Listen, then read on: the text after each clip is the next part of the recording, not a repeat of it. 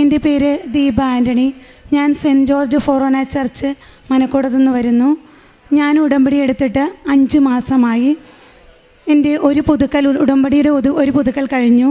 ഉടമ്പടി എടുത്തത് 10/1/2025 ഉടമ്പടി എടുത്ത് 2 ദിവസം കഴിഞ്ഞപ്പോൾ എനിക്ക് ഉടമ്പടിയുടെ അനുഭവം കിട്ടുകയുണ്ടായി. എൻ്റെ ഒരു ജോലി നഷ്ടപ്പെടുകയുണ്ടായി. കാരണം ഞായറാഴ്ച പോകുന്നത് കൊണ്ട് ആ ജോലി വേണ്ടെന്ന് ഞാൻ തീരുമാനിക്കുകയായിരുന്നു. ഞായറാഴ്ച പോകാത്ത ഒരു ജോലിയാണ് ഞാൻ അന്വേഷിച്ചു കൊണ്ടിരുന്നത്. അപ്പോൾ ഞാൻ 3 മാസം ജോലിയില്ലാതെ വളരെ കഷ്ടപ്പെട്ട് വീട്ടിൽ നിന്നു. കുട്ടികളെയൊക്കെ 2 പേരെയും പഠിപ്പിക്കുന്ന കൊണ്ട് പൈസക്കൊക്കെ ഇച്ചിരി ആവശ്യം വന്നു.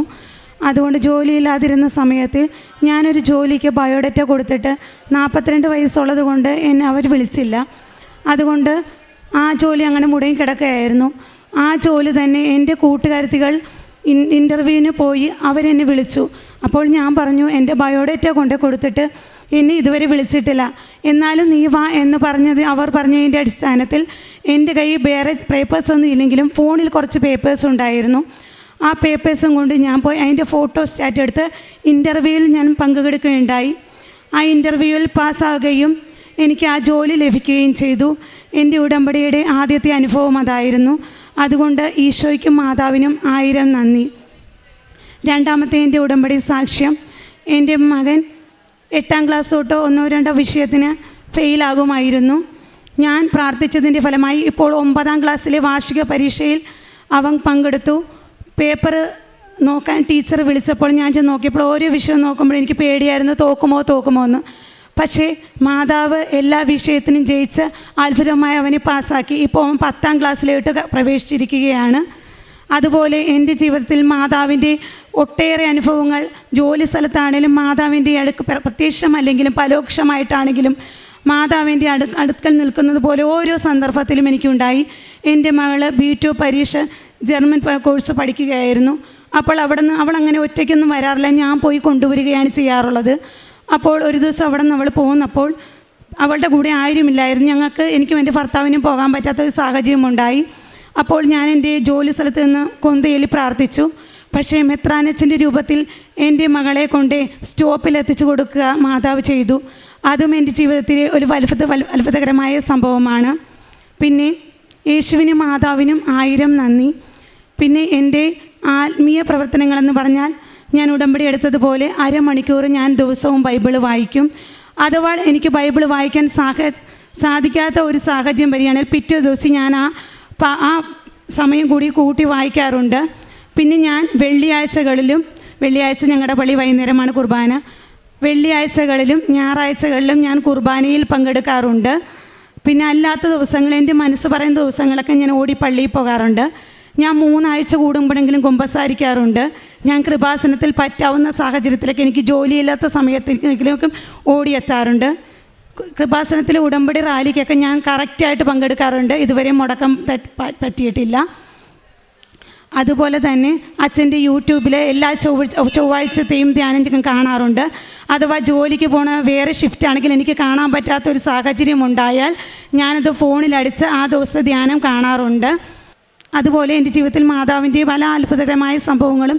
എൻ്റെ കയ്യിൽ ഒരു ദിവസം എൻ്റെ ജോലി സ്ഥലത്ത് വെച്ച് മെറ്റൽ മിഷൻ വീഴുകയുണ്ടായി. എൻ്റെ അസ്ഥികൾക്കൊന്നും പൊട്ടലില്ലാതെ ചെറിയൊരു ചതവ് മാത്രം സംഭവിച്ച് മാതാവിനെ അത്ഭുതകരമായി രക്ഷപ്പെടുത്തി. പിന്നെ പ്രേക്ഷിത പ്രവർത്തനം എന്ന് പറഞ്ഞാൽ, ഞാൻ പത്രം മാസം തോറും വന്ന് വാങ്ങിച്ച് എല്ലാവർക്കും കൊടുക്കാറുണ്ട്. മാതാവിൻ്റെ കാര്യങ്ങൾ പറയാറുണ്ട്. എൻ്റെ ജോലി ചെയ്യുന്ന കൂട്ടുകാരികളോട് മാതാവിൻ്റെ കാര്യങ്ങൾ പറഞ്ഞ് എൻ്റെ അനുഭവം പറഞ്ഞ് സാക്ഷ്യം പറഞ്ഞപ്പോൾ ഒരു കൂട്ടുകാരത്തി വന്ന് ഉടമ്പടി എടുത്തു. അതുപോലെ ഞങ്ങളുടെ അയൽപ്പക്കത്തുള്ള ചേച്ചി ഉടമ്പടി കുറേ നാളായിട്ട് മുടക്കിയിട്ടിരിക്കുകയായിരുന്നു.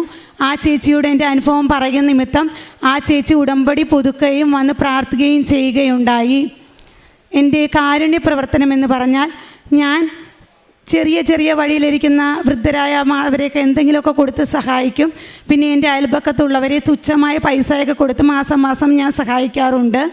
പിന്നെ ചിലപ്പോൾ ലോട്ടറിക്കാരനെ കണ്ടാൽ പോലും ചിലപ്പോൾ അത് ലോട്ടറി എടുക്കുമെന്ന് പുറത്തല്ല ഞാനത് എടുക്കുന്നത്. ആ ലോട്ടറിക്കാരനെ സഹായിക്കാൻ വേണ്ടി ടിക്കറ്റൊക്കെ എടുത്ത് സഹായിക്കും. ഇതാണ് എൻ്റെ കാരുണ്യ പ്രവൃത്തി. മാതാവ് എനിക്ക് തന്ന എല്ലാ അനുഗ്രഹങ്ങൾക്കും കോടാനുകോടി നന്ദി പറയുന്നു. വിശുദ്ധ യോഹന്നാൻ്റെ സുവിശേഷം അധ്യായം 12. 3-ാം തിരുവചനം പറയുന്നു, മറിയം വിലയേറിയതും ശുദ്ധവുമായ ഒരു കുപ്പി നാർദീൻ സുഗന്ധ തൈലമെടുത്ത് യേശുവിൻ്റെ പാദങ്ങളിൽ പൂശുകയും തൻ്റെ തലമുടി കൊണ്ട് അവൻ്റെ പാദങ്ങൾ തുടയ്ക്കുകയും ചെയ്തു. തൈലത്തിൻ്റെ പരിമളം കൊണ്ട് വീട് നിറഞ്ഞു. നമ്മുടെ ഓരോ സാക്ഷ്യങ്ങളും മറിയം ചെയ്തതുപോലെ ഈശോയുടെ പാദങ്ങളിൽ പൂശി സ്തുതികളുടെ ഒരു വലിയ ഒരു ആരവമാണ് സ്വർഗത്തിലുണ്ടാവുന്നത്. കാരണം സ്വർഗത്തിൽ എപ്പോഴും വലിയ ഒരു പ്രവൃത്തിയാണ് നടക്കുന്നത്. നാം കാറ്റഗിസം ക്ലാസ്സിലൊക്കെ കേൾക്കുന്നത് പോലെ നമ്മളോട് ടീച്ചേഴ്സ് പറയാറുണ്ടല്ലോ, അവിടെ ഒരൊറ്റ ജോലി മാത്രമേ ഉള്ളൂ, അത് ഈശോയെ സ്തുതിക്കുക, ത്രിത്വത്തെ സ്തുതിക്കുക എന്ന്, ഹല്ലേലൂയ എന്ന പാട്ട് പാടുക എന്ന വലിയൊരു ജോലി മാത്രമേ നമുക്ക് ചെയ്യാനുള്ളൂ. പിന്നെയുള്ള എല്ലാ ജോലികളും നാം ഇവിടെ തീർത്തതിന് ശേഷമാണ്, ഭൂമിയിലെ ജീവിതത്തിൻ്റെ കഷ്ടപ്പാടുകളുടെ എല്ലാം ശേഷം നമുക്കവിടെ വളരെ സ്വർഗീയ അനുഭവമാണ്. മറ്റൊരു ജോലികളുമില്ല, യാതൊരു ഉത്തരവാദിത്വങ്ങളുമില്ല എന്നുള്ള ഒരു വലിയ സ്വർഗീയ അനുഭവമാണ് നാം കാറ്റഗിസത്തിലൊക്കെ പഠിക്കുന്നത്. അതിൻ്റെ ഒരു മുന്നാസ്വാദനമാണ് ഉടമ്പടിയിലൂടെ നമുക്ക് സാധിക്കുന്നത്. നാം എത്ര വലിയ ജോലി ചെയ്യുകയാണെങ്കിലും, എത്ര ചെറിയ ജോലി ചെയ്യുകയാണെങ്കിലും, എത്ര കഷ്ടപ്പാടിലൂടെ കടന്നു പോവുകയാണെങ്കിലും അതിലെല്ലാം ഒരു സ്വർഗീയ അനുഭവം നമുക്കുണ്ടാവുകയാണെങ്കിൽ അതാണ് സ്വർഗമെന്ന് നമുക്ക് വിശ്വസിക്കാം. ഇവിടെ ദീപ ആൻ്റണി വളരെ മനോഹരമായ ഒരു ജീവിത സാക്ഷ്യം പങ്കുവയ്ക്കുകയുണ്ടായി. പ്രത്യക്ഷീകരണത്തിൻ്റെ സാക്ഷിയാക്കണമെന്ന് നാം ഓരോ പ്രാവശ്യവും പ്രാർത്ഥിക്കുമ്പോൾ ജോസഫ് അച്ഛൻ നമ്മെ ഓർമ്മിപ്പിക്കാറുണ്ട്, പ്രത്യക്ഷീകരണത്തിൻ്റെ സാക്ഷിയാക്കണമേ എന്നുള്ളൊരു പ്രാർത്ഥന, ഒരു ഗുളിക പ്രാർത്ഥന നാം ചെയ്യുമ്പോൾ അത് പെട്ടെന്ന് പെട്രോൾ കത്തിപ്പിടിക്കുന്നത് പോലെ നമ്മുടെ നിയോഗങ്ങൾ സാധ്യമാകുന്നു എന്ന് ജോസഫ് അച്ഛൻ നമ്മെ ഓർമ്മിപ്പിക്കാറുണ്ട്. ഇപ്പോഴത്തെ അപ്ഡേറ്റ് അനുസരിച്ച് പരിശുദ്ധ അമ്മ ജോസഫ് അച്ഛന് നൽകിയിരിക്കുന്ന സന്ദേശം ഇതാണ്: നാം കുടുംബത്തിൽ തന്നെ ആ കാരുണ്യ പ്രവൃത്തികളും പ്രേക്ഷിത പ്രവർത്തനങ്ങളും ചെയ്യുക എന്നുള്ളത്. ഇവിടെ ദീപ ആൻ്റണി വളരെ വലിയൊരു പ്രേക്ഷിത പ്രവർത്തനമാണ് ചെയ്തിരിക്കുന്നത്. തൻ്റെ കുടുംബത്തിലുള്ളവരെ സ്നേഹിക്കുകയും അവരെ എല്ലാം ഉടമ്പടിയിലേക്ക് നയിക്കുകയും തൻ്റെ ജോലി സ്ഥലത്തായിരിക്കുന്നവരെയും താൻ കണ്ടുമുട്ടിയിട്ടുള്ളവരെയും ഉടമ്പടിയിലേക്ക് കൊണ്ടുവരികയും ഉടമ്പടിയുടെ ആ മുന്നാസ്വാദനം, സ്വർഗീയ അനുഭവം അവരേക്ക് അറിയിക്കാനും അത് ചെയ്യുവാനുമുള്ള ഒരു പ്രേരണ നൽകിയിട്ടുള്ള വലിയൊരു ജീവിത സാക്ഷ്യമാണ് ഇവിടെ ഏറ്റുപറഞ്ഞത്. തൻ്റെ ജോലി നഷ്ടപ്പെട്ട സ്ഥിതിയിലാണ് താൻ ഇവിടെ വന്ന് ഉടമ്പടി എടുക്കുന്നത്. ഉടമ്പടിയിലായിരുന്നപ്പോൾ തന്നെ സമയ ചുരുക്കത്തിൻ്റെ അമ്മ ഓവർ ഏജ് പ്രായം കടന്നുപോയപ്പോഴും തനിക്ക് ആ ഇൻ്റർവ്യൂവിലേക്ക് വിളിക്കുകയും ഒരു വലിയ നല്ല ജോലി നൽകി സഹോദരിയെ അനുഗ്രഹിക്കുകയും ചെയ്തുവെന്ന് സാക്ഷ്യപ്പെടുത്തുന്നു. സമയച്ചുരുക്കത്തിൻ്റെ അമ്മയ്ക്ക് വളരെ ഒരു ഫ്രാക്ഷൻ ഓഫ് സെക്കൻഡ് മാത്രം മതി നമുക്ക് എന്ത് അത്ഭുതവും ചെയ്യാനായിട്ട്. മറ്റുള്ളവരൊക്കെ കേൾക്കുമ്പോൾ ഇതെങ്ങനെ സാധിച്ചു എന്ന് നാം സുവിശേഷത്തിൽ വായിക്കുന്നത് പോലെ തന്നെയാണ് ഇന്നും 2000 വർഷങ്ങൾക്കപ്പുറം ഈശോയുടെ അത്ഭുതങ്ങൾ ഇന്നും സംഭവിച്ചു കൊണ്ടിരിക്കുന്നത്. പരിശുദ്ധ അമ്മയുടെ മാധ്യസ്ഥതയിൽ ആ ഖനായിലെ കല്യാണം ഇന്നും നമ്മുടെ ജീവിതത്തിൻ്റെ നാണക്കേടുകൾ, അപമാനങ്ങൾ എടുത്തു മാറ്റപ്പെടുകയാണ്. നമുക്ക് പരിശുദ്ധ അമ്മയോട് നന്ദിയുള്ളവരായിരിക്കാം. അതുപോലെ തന്നെ നാം ഉടമ്പടിയിലായിരിക്കുമ്പോൾ ഒരു വ്യക്തി ഒരു കുടുംബത്തിൽ ഉടമ്പടി എടുത്തിട്ടുണ്ടെങ്കിൽ ആ കുടുംബത്തിലുണ്ടാകുന്ന വ്യത്യാസങ്ങൾ വളരെ വലുതാണ്. തങ്ങളുടെ പോസിറ്റീവ് എനർജി വളരെ വലുതാണെന്ന് സാക്ഷ്യപ്പെടുത്തുന്നു.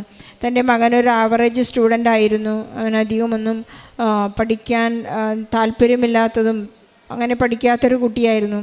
ഉടമ്പടിയെടുത്ത് പ്രാർത്ഥിച്ച് തനിക്ക് പഠിക്കുവാനുള്ള ഒരു ഉത്സാഹവും പ്രേരണയും പരിശുദ്ധാത്മാവിൻ്റെ ദാനങ്ങളും അവന് ലഭിച്ചുവെന്ന് പരിശുദ്ധ അമ്മയുടെ സാക്ഷ്യത്തിൽ പരിശുദ്ധ അമ്മയോട് ചേർന്ന് ഇന്ന് ദീപ ആൻ്റണി സാക്ഷ്യപ്പെടുത്തുകയാണ്. അവന് 10ാം ക്ലാസ്സിൽ 90% മാർക്ക് ലഭിച്ചു. അതൊരു അത്ഭുതം തന്നെയാണ്. കാരണം ഒരു ആവറേജ് സ്റ്റുഡൻറ്റിന് 90% മാർക്ക് ലഭിക്കുക എന്നുള്ളത് ഒരു വലിയ അത്ഭുതമാണ്. നമ്മുടെ എഫേർട്ടും കൂടി ഉണ്ടായിരിക്കണം. പക്ഷേ എഫേർട്ടോടുകൂടി, നമ്മുടെ പരിശ്രമത്തോടുകൂടി പരിമിതികളെ പരിശ്രമങ്ങളാക്കുമ്പോഴാണ് അതൊരു വലിയ പ്രതിഫലമായി നമുക്ക് പരിശുദ്ധ അമ്മ ഈശോയിൽ നിന്ന് സമ്മാനിക്കുന്നത്. മകന് വേണ്ടി നമുക്ക് ഈശോയോട് നന്ദി പറയാം. അതുപോലെ തന്നെ ഈശോയെ കാണാൻ പോകാനുള്ള ഒരു തീക്ഷ്ണതയെക്കുറിച്ച് ദീപ പറയുകയുണ്ടായി. ഞാൻ എപ്പോഴൊക്കെ എനിക്ക് പള്ളിയിലേക്ക് പോകാൻ തോന്നുന്നു, ഈശോയുടെ ഓർമ്മ വരുന്നു, ഞാൻ ഓടിപ്പോകാറുണ്ടെന്ന്. പരിശുദ്ധ അമ്മ 3 മാസത്തെ ആ ഒരു ശുശ്രൂഷ കാലഘട്ടമാണ് നമ്മുടെ ഉടമ്പടി ജീവിതം. പരിശുദ്ധ അമ്മ എലീശ പുണ്യവതിയെ സന്ദർശിക്കാൻ പോകുന്ന 3 മാസ കാലഘട്ടമാണ് നമ്മുടെ 90 ദിവസം എന്ന് പറയുന്ന ഉടമ്പടി. ഉടമ്പടിയിലായിരിക്കുമ്പോൾ നാം ചെയ്യുന്ന കാരുണ്യ പ്രവൃത്തികളെല്ലാം തന്നെ ആ ഒരു പരിശുദ്ധ അമ്മയുടെ കാരുണ്യ പ്രവൃത്തിയാണ്. മറ്റുള്ളവരെ സഹായിക്കാനുള്ള, സ്നേഹിക്കാനുള്ള, ഈശോയെ ശുശ്രൂഷിക്കാനുള്ള വലിയ ഒരു സാഹചര്യത്തിൻ്റെ കാലഘട്ടമാണ് ഉടമ്പടി എന്ന് പറയുന്നത്. ദീപയ്ക്ക് അതിനുള്ള കൃപയും അനുഗ്രഹവും ലഭിച്ചു എന്ന് സാക്ഷ്യപ്പെടുത്തുന്നു. താൻ ചെറിയ ചെറിയ കാരുണ്യ പ്രവൃത്തികളാണ് വലിയ സ്നേഹത്തോടെ, ഈശോയോടുള്ള സ്നേഹത്തോടുകൂടി ചെയ്യുന്നത്. എനിക്ക് ലോട്ടറി അടിക്കണമെന്നുള്ള ആഗ്രഹത്തോടു കൂടിയല്ല ഞാൻ ലോട്ടറി എടുക്കുന്നത്. അദ്ദേഹത്തിന്, ആ വ്യക്തിക്ക്, ആ ലോട്ടറി വിൽക്കുന്ന വ്യക്തിക്ക് ഒരു സഹായമാകട്ടെ എന്നുള്ള ഒരു വലിയ മനോഭാവത്തോടു കൂടിയാണ് താൻ ഓരോ കൊച്ചു കാര്യങ്ങളും ചെയ്തതെന്ന് ഇവിടെ സാക്ഷ്യപ്പെടുത്തുന്നു. വലിയ കാര്യങ്ങളെ വിശ്വസ്തയോടുകൂടി ചെയ്യുന്നവരാണ് ഈശോ വലിയ കാര്യങ്ങളെ ഏൽപ്പിക്കുന്നത്. വിശ്വസ്തനായ ദാസനോട് നീ വളരെ വിശ്വസ്തമായ കാര്യങ്ങൾ നമ്മെ വലിയ കാര്യങ്ങൾ ഏൽപ്പിക്കുമെന്ന് ഈശോ നമ്മോട് പറയുന്നുണ്ട്. നമുക്കെപ്പോഴും വിശ്വസ്തരായിരിക്കാം. വിസ്മയനീയമായ കാര്യങ്ങൾ കാണാനും സാക്ഷ്യപ്പെടുത്താനും ദൈവത്തെ മഹത്വപ്പെടുത്താനും നമുക്ക് സാധിക്കട്ടെ എന്ന് പ്രാർത്ഥിക്കാം. ദീപ ആൻ്റണിയുടെ കുടുംബത്തിന് ലഭിച്ചിട്ടുള്ള എല്ലാ അനുഗ്രഹങ്ങൾക്കും കൃപകൾക്കും ഈശോയ്ക്കും പരിശുദ്ധ അമ്മയ്ക്കും വലിയൊരു കയ്യടി നൽകി സാക്ഷ്യം നമുക്ക് സമർപ്പിക്കാം. അത്യപൂർവ ദൈവാനുഭവങ്ങൾ ഇനി നിങ്ങൾക്കും സ്വന്തം. ഈ യൂട്യൂബ് ചാനൽ ഇതുവരെ സബ്സ്ക്രൈബ് ചെയ്തിട്ടില്ലെങ്കിൽ ഇപ്പോൾ തന്നെ സബ്സ്ക്രൈബ് ചെയ്യുക. ഈ വീഡിയോ ഇപ്പോൾ തന്നെ നിങ്ങളുടെ സുഹൃത്തുക്കൾക്ക് ഷെയർ ചെയ്തുകൊണ്ട് കർത്താവിൻ്റെ പ്രേക്ഷിതരാകുക.